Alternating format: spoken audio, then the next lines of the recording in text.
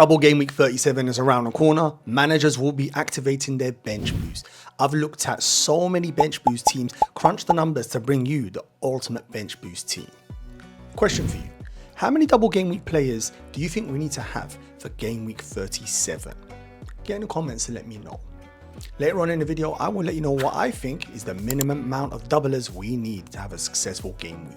Before we look at an ultimate bench boost team, we need to look at the double game weeks, the players to target, the teams and the fixtures. So we're going to flick through them quickly because there is a more detailed video I've done before, which I will link in the description. But for now, I do think it's relevant to quickly flick through these. We've got Manchester City, they're playing Fulham away, Tottenham away. The obvious players, Haaland, who just come off a mega haul, Vardy, who can't stop scoring at the moment, and then we've got Kyle Walker, De Bruyne and Foden, all excellent assets. Manchester United also double. They've got 2 home games, one of them is Arsenal, the second one is Newcastle. Not easy, but it's a double game week, so we still need to consider their players. First up is the captain, Bruno Fernandes. He is currently yellow flagged, so keep an eye on that. He missed that game against Palace, which is rare. He plays practically every game. Then after that, you want to look at Onana, potentially Højlund, Dalot or Garnacho. They're the players I like the look of. Chelsea have recently come into some form and they have 2 away games. The first being Nottingham Forest, the second being Brighton. The obvious player we should start off with, Palmer.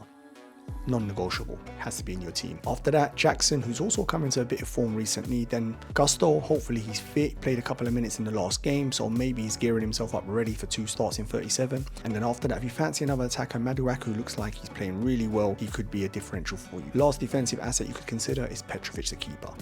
Newcastle play Brighton at home, Manchester United away. 2 good fixtures. We have to start with the attackers. Gordon, again, I think he's an easy pick. I like him in my midfield. Isak's having a great season, another easy pick. And then after that, if you want to go differential, Wilson's sitting there, Livramento, especially as Shaw looks injured.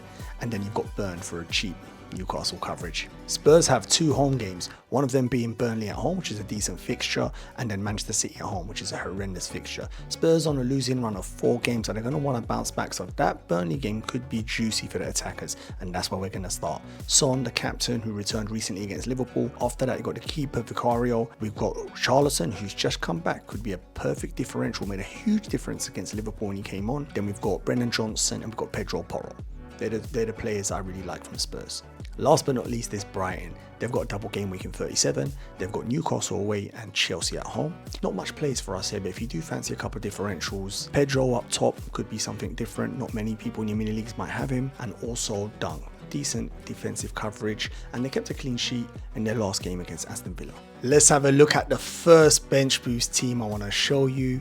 Yes, I've gone with 3 Manchester City players. As you can see, I've got Vardy in defense, I've got Foden in midfield, and Haaland up top.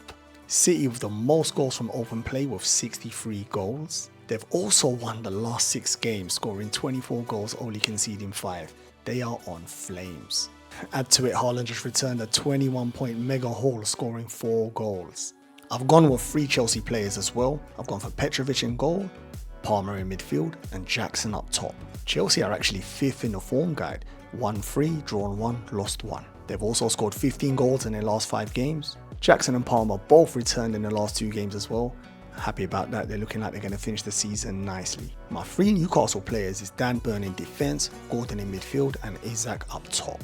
Newcastle are 3rd in the form table. They've won 4 from their last 5 games. They've also scored 74 goals in the Premier League, which is the 4th best. Gordon and Isak, just like Jackson and Palmer, both returned in the last 2 games. Hopefully this continues for the remaining games. I've gone for a Manchester United double up, Onana in goal and Bruno Fernandes, the captain, in midfield. Manchester United have scored 52 goals, which is the 9th best in the Premier League. But Bruno Fernandes, he's returned 8 times from the last 9 games. So he's playing really well, albeit in a team that's really underperforming. You know what I mean if you watch that Palace game. Onana is the 4th highest scoring goalkeeper in FPL with 120 points. From Spurs, I've gone with 2 players, Pedro Porro in defense and Son in midfield. Spurs have scored 67 goals, which is the 6th best in the Premier League. Son is the 5th highest scoring midfielder in FPL with 202 points. And Pedro Porro is the 8th highest scoring defender with 112 points. Gone with 2 Arsenal defenders here, Gabriel and Saliba. Arsenal have the most goals from set pieces, 20. So you'd like to think Gabriel Saliba hopefully can get onto one of them. Arsenal have 15 clean sheets, which is the best in the Premier League. When you also add to it, they've only conceded 28 goals all season. Again, the best in the Premier League. You can see why I've kept their double defense, albeit they don't have a double game week.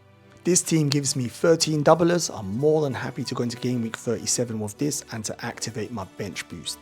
Let's have a look at the second bench boost team, which has a couple more differentials in there, but also has 15 doublers. So this is me fully committing to my bench boost. I've still got 3 Chelsea players in there. I've got Petrovic, Palmer and Jackson. I've got 3 Spurs, which is Porro, Richarlison and Son. I've got 3 Newcastle, which is Livramento, Gordon and Wilson. 3 City, which is Vardio, De Bruyne and Haaland. On the bench, I've got Unana and Dalot, both from Manchester United, and I've got Dunk from Brighton. This team gives you 15 doublers. Why Livramento instead of Burn?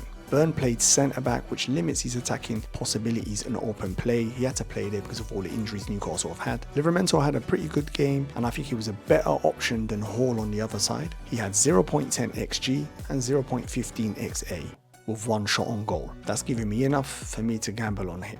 KDB instead of Foden. Now he cost more money, and to be honest, if you watched them against Wolves, he had a quiet game, didn't really do much. Considering they scored 5 goals and he didn't return, was pretty frustrating. But again, it's all about the gamble and the potential of KDB exploding in this double game week, and more importantly, loads of managers won't be able to get to him, so he's a nice differential.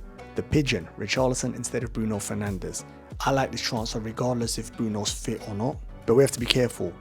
Richarlison has just come back from injury himself. You saw the impact he made by coming on in the Liverpool game in the last 29 minutes. It was incredible. He changed the game. Before then, Spurs were nothing. They had no output in the attack. He came on and made the difference. In that 29 minutes, he got a goal and an assist, 0.45 XG and 0.20 XA. Tells you the impact he had in just 29 minutes. Wilson instead of Isaac is another huge gamble. I know this. Isaac has been on fire recently, looks fully fit and has got the minutes. But Wilson is that type of player to turn up end of the season and produce. And if you remember last season, we had a similar scenario. We had a choice between the 2 attackers. Most of us went Isaac because we were concerned regarding the minutes and Wilson's fitness. Wilson played that double and the rest is history. So I've got him in this team here. Dunk and Dalot instead of Gabriel and Saliba.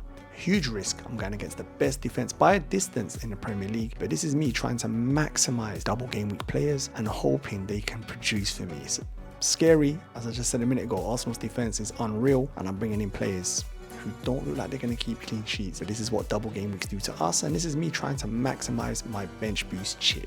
Which team do you prefer? Team 1 or Team 2? Get in the comments and let me know. I'm intrigued to know what you think. I hope you enjoyed that video, but more importantly, I hope you found the video useful. Let me know in the comments how many doublers you're going to have for this upcoming game week. Are you comfortable with the players you own? Who you're captaining? I'd love to know what other FPL managers are doing, and I'll reply to all my comments. Now, before you jump off to your next video, do me a favor, like, subscribe and share the video. I'm trying to reach my next milestone, which is 500 subscribers. I would love to reach there before the end of the season. So on that note, I'm going to wish you good luck and see you in my next video.